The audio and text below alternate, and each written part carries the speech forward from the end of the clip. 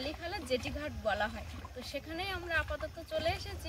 বিপ্লব বাবুকে বললাম তুমি একটু ক্যামেরা ধরে দাঁড়াও তো, শুধু কি এই দৃশ্যটা আমরাই দেখবো, দর্শক বন্ধুরা কি দেখবে না?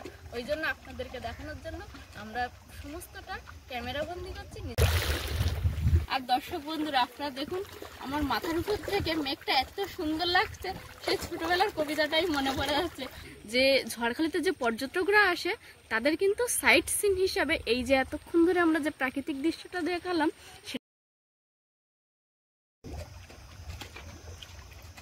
নমস্কার, আপনারা সকলে ভালো আছেন তো? সাথী বিপ্লব ব্লগের আরও একটা সম্পূর্ণ নতুন পর্বে কাছে দূরে সকল দর্শক বন্ধুদের অনেক অনেক স্বাগত। তো আজকে চলে এসেছি আমাদের ঝড়খালি বাড়ি থেকে যে কাছে একটা জেটিঘাট আছে, এই জেটিঘাটটার পুরাতন নাম ছিল সুধীরের ঘাট, আর এখন এটা বালিখালের জেটিঘাট বলা হয়। তো সেখানেই আমরা আপাতত চলে এসেছি। আর এখন জোয়ার ছিল, আস্তে আস্তে ভাটা লেগে যাচ্ছে নদীতে।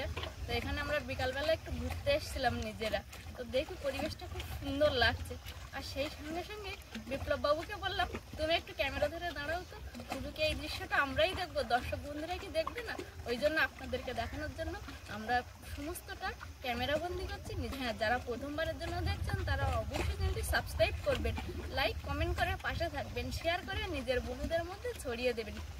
সম্পূর্ণ পর্বটি দেখার জন্য অনুরোধ রইল, কোথাও স্কিপ না করে দেখতে থাকুন, আশা করি আপনাদের ভালো লাগবে। আর দর্শক বন্ধুরা আপনারা দেখুন, আমার মাথার উপর থেকে মেঘটা এত সুন্দর লাগছে, সেই ছোটবেলার কবিতাটাই মনে পড়ে যাচ্ছে। আকাশ ঘিরে মেঘ করেছে, সূর্য গেছে পাটে, ঠিক তেমনই এত অপূর্ব লাগছে না, মানে না দেখে যেন কল্পনা করা যাচ্ছে না। ওই জন্য আমি আর তর্স হইতে পারিনি, বিপ্লব বাবুকে ক্যামেরা নিয়ে দাঁড় করিয়ে দিয়েছি। আর এই যে এখানকার জলের যে কলকল একটা শব্দ, আর দেখুন জোয়ারে কতটা জল উঠে যায়। আমি অল্প একটুখানি নামবো, যদিও বেশি নামবো না। এই যে দেখুন আরেকটা শিখে আছে, সেখানে অনেকটা জল, আর এই জলে দেখুন একটা বেশ কলকল শব্দ হচ্ছে। আমার তো এগুলো ভীষণই ভালো লাগছে। আপনাদের কেমন লাগছে? যদি আমাদের ছাড়া ভিডিওগুলো আপনাদের ভালো লেগে থাকে তাহলে অবশ্যই কমেন্ট লাইক করে আমাদের পাশে থাকবেন। আর এই যে আমরা তো একটা জেটিঘাটে দাঁড়িয়ে আছি, আরেকটা জেটিঘাট দেখুন জলের মাঝখানে, ওটা ছিল পুরাতন জেটিঘাট। আস্তে আস্তে দীর্ঘদিনের পর ওটা ভেঙে যাওয়ায় আরেকটাই নতুন তৈরি হয়েছে, আর ভেঙে গিয়ে একেবারে ব্যবহারের অযোগ্য হয়ে গেছে। আর জলটা দেখুন, জেটিঘাটের যে সিঁড়িগুলো আছে কি সুন্দর কলকল কলকল একটা শব্দ হচ্ছে। আর প্রাকৃতিক পরিবেশটা নিয়ে তো আর কিছু বলারই নেই। আর সেই সঙ্গে সঙ্গে দেখুন জোয়ারের সময় এই নদীটাকে কত বড় লাগে একবারে। আর শুনেছি মায়ের কাছ থেকে যে এই ঘাট থেকে নাকি একটা সময় গোসবা, আমাদের তো সুন্দরবন বলতে গোসবা সবাই চেনে কম বেশি, অন্য জায়গা চিনুক আর না চিনুক, সেই গোসবাই নাকি এখান থেকে বোট যেত। আর মায়ের মায়ের বাপের বাড়ি যেহেতু ওই ছোটো মোল্লাখালী অঞ্চলে ছিল, তখন এই বোটে যেতেই নাকি সুবিধা হতো। মা, বিপ্লব বাবু আর ভাই অর্থাৎ অনিমেষ, ওরা নাকি বোটে আসতে খুব মজা করতো ছোটোবেলাতে। আর ঘাট থেকে ওঠার সময় যে যার পছন্দ সেই খাবার কিনে নিত। সেই সময় মা বলতো যে এত রকমের তো খাবার ছিল না, হয় পাউরুটি কলা, না হলে মুড়ি নিতে হতো। তার দুজনের মতো নিত। আর বিপ্লববাবু একটু বড় ছিল, বিপ্লববাবু আগে খেয়ে নিত। আর ভাই ছোট ছিল, ভাই আবার বলতো দাদা তোর নেই, ঠিক আছে আমার থেকে নে। এরকমভাবেই দুই ভাই আবার মামার বাড়ি যেত আর আসতো, এরকমই চলতো। আর ওই যে ওদিকে দেখুন নৌকাগুলো কিন্তু এখন প্রায় উপরে তোলা, কারণ যেহেতু এখন গোনমুখ নয়, তাই জেলে বন্ধুরা নৌকাগুলোকে উপরে তুলে রেখেছে। আর এই যে জেটিঘাটটা, এখানটা বিকাল হলে প্রচুর মানুষের আনাগোনা থাকে। এখানকার বাসিন্দার যারা তারাও আসে, আবার যারা ঘুরতে আসে তারাও এখানটা আসে। ওই যে জেটিঘাটের পাশে একটা মাঠ দেখুন, সেখানেও অনেক লোক। আর তার পাশে দেখুন একটা পাঁচিলটা কি হচ্ছে ঠিক জানি না, তবে কিছু একটা হচ্ছে। আর ওদিকে সূর্যিমামাও কিন্তু অস্ত চলে গেছে, একটা দিনের শেষ ঘোষণা করে দিয়েছে। সেই সঙ্গে সঙ্গে আমাদের একটা জীবন থেকে একটা দিনও অবসর নিয়ে নিল। মানে আমরা কিন্তু আস্তে আস্তে এক একটা দিন যত পিছিয়ে যাচ্ছে আমাদের জীবন থেকে, তত কিন্তু আমাদের আয়ুও কমতে থাকছে। আর আজকে মেঘটাকে এত এত সুন্দর লাগছে যে আমি শুধু বিপ্লববাবুকে বারবারই বলছি তুমি একটু মেঘটাকে ভালো করে তোলো না। বিপ্লববাবু যতই মেঘটাকে নিচ্ছে আমার যেন মনেই হচ্ছে না যে উনি নিচ্ছে, এরকম মনে হচ্ছে। আর সঙ্গে দেখুন ওপারে ওই যে একটু হালকা যে জঙ্গলটা, পাট থেকে কিছু গাছ রোপণ করে তারপরে আবার দেখুন নদী। আর আজকে একটাও জাহাজ এপার থেকে যাচ্ছে না, যেহেতু এখন জোয়ার, সব ওই দুধ দিয়ে যাচ্ছে, সেটা ক্যামেরায় দেখা যাচ্ছে না। আমরা দাঁড়িয়ে আছি, একটু একটু দেখতে পাচ্ছি, তবে সেই বড় বড় জাহাজগুলোকেও যেন ছোট লাগছে। ভীষণ নদী। আর এখানে পঞ্চবলি বলে একটা নদী আছে, সেটা হয়তো এর থেকে একটু সামনে গেলেই দেখা যাবে। আর আকাশের ওই রংটা জলের উপর পড়েছে, পুরো জলটাই নীল হয়ে গেছে।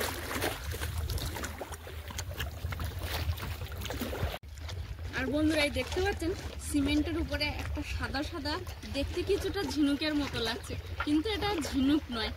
নোনা জল দীর্ঘ সময় থাকতে থাকতে এটা একটা কস্তুরি পড়ে গেছে, যার কারণে এই সাদা আকার ঠিক ঝিনুকের মতো হয়ে গেছে।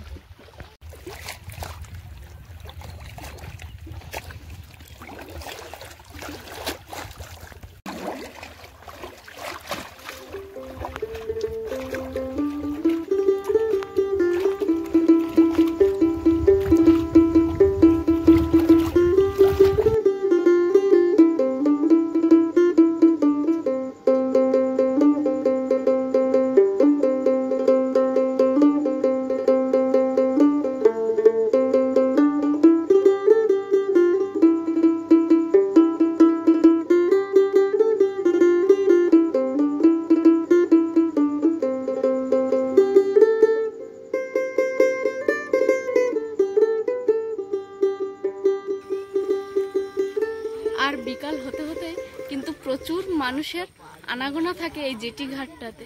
আরেকটা কথা যেটা আপনাদেরকে বলে রাখাই উচিত, যে ঝড়খালিতে যে পর্যটকরা আসে তাদের কিন্তু সাইট সিন হিসাবে এই যে এতক্ষণ ধরে আমরা যে প্রাকৃতিক দৃশ্যটা দেখালাম, সেটা কিন্তু দেখতে তারা একবার হলেও আসে। আর ওই যে দর্শক বন্ধুরা, আপনারা একটু খেয়াল করে দেখুন, নদীর পাড়ে কিছু জাল তুলে রাখা আছে, আর সেই সঙ্গে সঙ্গে নদীর পাড়ের কাছাকাছিতেই কিন্তু নৌকাগুলো বাঁধা আছে। যেহেতু এখন মরানি, তাই জাল দড়ি সব কিছু জেলে বন্ধুরা গুছিয়ে রেখেছে। নৌকা আবার যখন গৌণ জোয়ার আসবে, তখন কিন্তু আবার নৌকা জাল দড়ি নিয়ে তারা বেরিয়ে পড়বে। সেই জন্য এখন আপাতত নৌকাগুলোকে রেস্ট দিয়েছি, কারণ সেই সময় প্রায় 10-15 দিন নৌকাগুলোর উপর দিয়ে প্রচুর জার্নিং হয় না। ওদিকে আমরা জেটিঘাট থেকে যে মাঠটা দেখাচ্ছিলাম, সেই মাঠে এখন আমরা দাঁড়িয়ে আছি। আর সেখানে দেখুন কিছু পোষ্য প্রাণী তাদের খাদ্য গ্রহণে ব্যস্ত আছে এখনো পর্যন্ত। প্রায় সূর্য ডুবে গেছে, তারপরেও তাদের গৃহ ফেরার একটা তাড়া আছে। তাড়ার আগেও তাদের পেটটা কিন্তু তাদেরকে ভর্তি রাখতে হবে, যেমন আমরা খাবারের জন্য সকাল হলেই সন্ধানে বেরিয়ে পড়ি।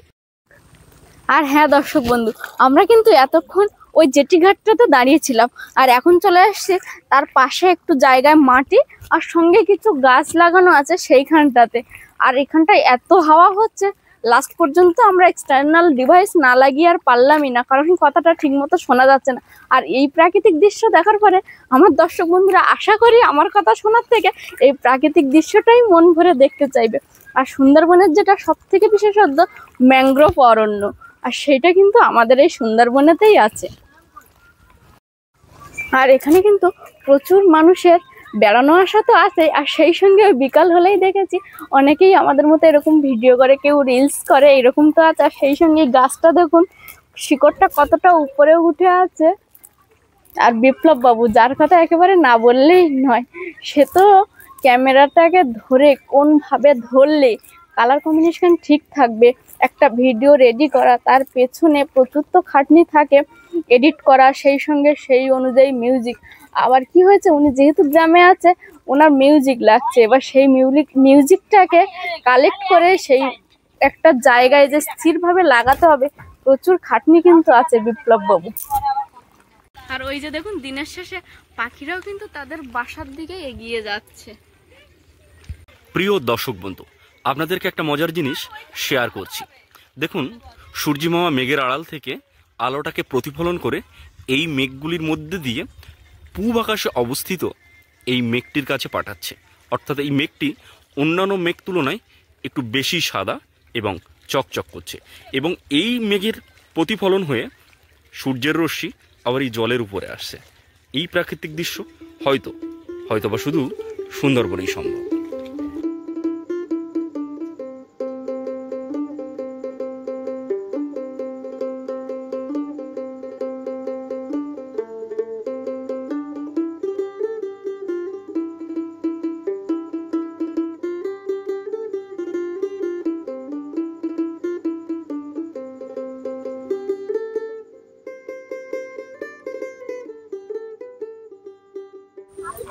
আর হ্যাঁ দর্শক বন্ধুরা, সুন্দরবনে তো সুন্দরী, গরান, গেওয়া এই গাছগুলো তো আছেই, তার সঙ্গে কিন্তু আরো নানাবিধি গাছ আছে।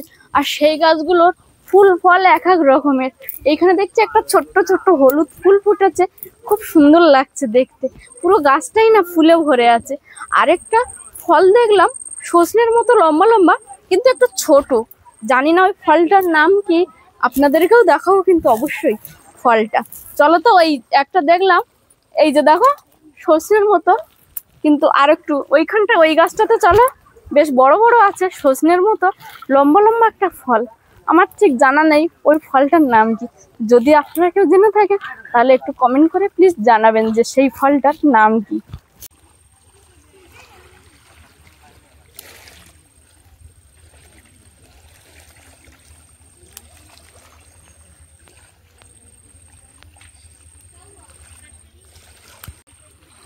আর এই যে যত বিকাল হচ্ছে ততই মানুষের আনাগোনা ধীরে ধীরে বাড়ছে। ওই দেখুন একদম শেষের দিকে যেটি সাথে কত ছেলেমেয়েরা সব ফটো তুলছে, রিলস বানাচ্ছে নিজেদের ইচ্ছা মতো।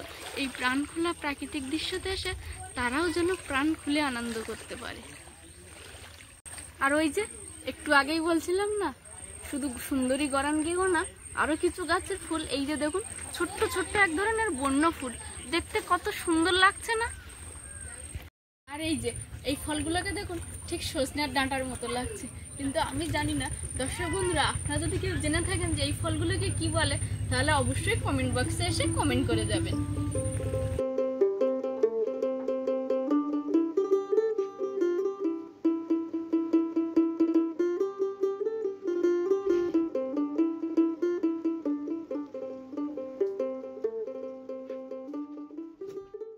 আর হ্যাঁ বন্ধুরা দেখুন, আমার বাম পাশে জলটা তো অনেকটা কাছেই চলে এসছে, এই যে ইটের ব্লকগুলো আছে ঠিক এর গায়ে চলে এসছে। আর দেখুন ছোট ছোট গাছ, যেগুলো একটা সময় এই বড় গাছের মতো হয়ে যাবে। আর এই যে আমার সামনে দেখুন একটা বড় কাছি, আমাদের এখানকার এই বড় দড়িটাকে কাছি বলে, এই কাছি দিয়ে নৌকাটা বাঁধা আছে।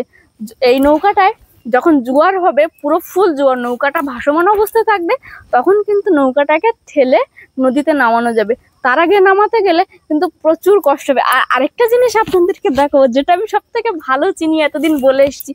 এই যে দেখুন একটা কেওড়া পড়ে আছে এই যে দেখুন এগুলো হচ্ছে কেওড়া, এই যে।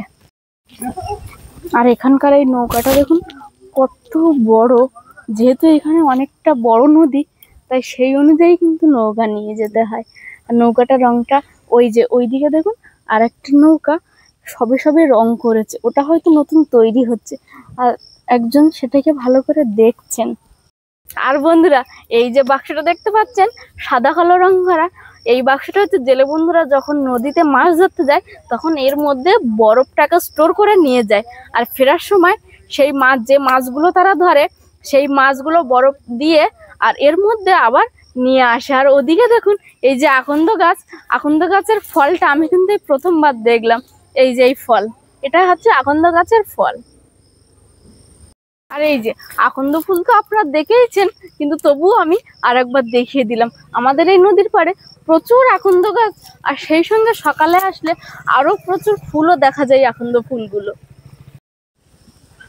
আর এই যে এই নৌকাটা দেখতে পাচ্ছেন, এটা একটা সময় ব্যবহার করতে করতে খারাপ হয়ে যায় না যে কোনো জিনিসই, তেমনই এই নৌকাটা, একে আবার ঠিক করছে। ওই যে দেখুন ভেতরে যে কাঁচা কাঠ, ওইগুলো কিন্তু ওই যে তলার যে ছিদ্রগুলো দেখা যাচ্ছে, ওগুলোতে কিন্তু আবার মেরে দেবে, দিয়ে ঠিক আলকাতরা দিয়ে একদম এই যেমন রংটা আছে কালো, এমন রং করে দেবে। আর একটু আগে যে বললাম নৌকাটাকে ওই আলকাতরা দিয়ে রং করা হবে, এখানে রং অর্থাৎ এই নৌকাটা নোনা জল থেকে বাঁচানোর জন্য কিন্তু আলকাতরাটা ব্যবহার করা হয়। যে আলকাতরাটা দিলে নৌকাটা দীর্ঘদিন পর্যন্ত ভালো থাকে। আর আমার মাথার উপরে দেখুন কি বড় একটা অশ্বত্থ গাছ, আর হাওয়াটাও যে মৃদুমন্দ একটা হাওয়া হচ্ছে, খুব ভালো লাগছে। আর এই যে এদিকে গ্রাফিটা যেহেতু লোহার, সেই জন্য এটাতেও আলকাতরা লাগিয়ে রেখেছে। নোনা জল তো নোনাই না, তো সে কারণে জং ধরে যাতে গ্রাফিটা নষ্ট না হয়ে যায়, সেই কারণে এটাকেও প্রোটেক্ট করার জন্য আলকাতরা দিয়েছে। আর এই আলকাতরাটা কিন্তু সবে সবে দিয়েছে, চারিপাশটায় পড়ে আছে, গায়েও লেগে আছে, যার কারণে আমি হাত দিতে পারছি না আর। আর এই গ্রাফিংটা নৌকাটাকে এক জায়গায় যখন বাঁধা হয়, সেই বাঁধাটাকে ধরে স্থির রাখার জন্য এই গ্রাফিংটা ব্যবহার করা হয়। আর এই গ্রাফিক এইখানটায় থাকে দড়ির একটা প্রান্ত, আর অপর যে প্রান্ত সেটা থেকে কিন্তু নৌকায় বাঁধা। ওই দুটোকে সামঞ্জস্য রেখে, আর জলে যখন তারা মাছ নদীতে অনেক সময় থাকে, তখনও কিন্তু জলের মধ্যে গ্রাফিটা ফেলে দিয়ে নৌকাটাকে স্থির করে রেখে দেয়। আর ওই যে ওদিকে দেখো কিছু পিপ ড্রাম রাখা আছে একটা গাছের সঙ্গে বড় কাছি দিয়ে বেঁধে, অনেকগুলো ড্রাম আর ভাসছে জলের মধ্যে কিন্তু ড্রামগুলো, এখন যেহেতু জোয়ার। আর ওদিকেও আকাশটাও মেঘ করেছে, হয়তো বৃষ্টি হতে পারে। আর সেই সঙ্গে সঙ্গে দেখুন নদীর ওপরের যে রাস্তাটা, বাঁধ, সেই বাঁধের গায়ে কিন্তু পুরো বাঁধটায় ঝাউ গাছ লাগানো, খুব সুন্দর লাগছে দেখতে। আর ওই যে এই ছোট্ট ছোট্ট হলুদ ফুলগুলো, এগুলো কিন্তু দেখতে আরেক রকম। এই গাছটা যে, এটাকে বাওলা গাছ বলে। আর এই বাওলা গাছের ফুলগুলো দেখতে সেই উল দিয়ে যে পমপম গুলো হয়, ঠিক সেরকমই। তো বন্ধুরা, প্রায় সন্ধ্যা নেমে গেছে, এখন বাড়ি যাব আমরা। তো আপাতত পর্বটি এখানেই শেষ করছি। আর এতক্ষণ আমাদের সঙ্গে থাকার জন্য অসংখ্য ধন্যবাদ। যারা প্রথমবারের জন্য দেখছেন, তারা অবশ্যই চ্যানেলটি সাবস্ক্রাইব করবেন, লাইক কমেন্ট করে পাশে থাকবেন, শেয়ার করে নিজের বন্ধুদের মধ্যে ছড়িয়ে দিয়ে আমাদের বন্ধু হয়ে যাবেন। দেখা হচ্ছে আগামী পর্বে। ততক্ষণের জন্য আপনারা ভালো থাকবেন, সুস্থ থাকবেন, নিজেদের খেয়াল রাখবেন। আর সবশেষে যেটা বলে থাকি, সাথী বিপ্লব ব্লগের সঙ্গে সদা সর্বদা জুড়ে থাকবেন। নমস্কার।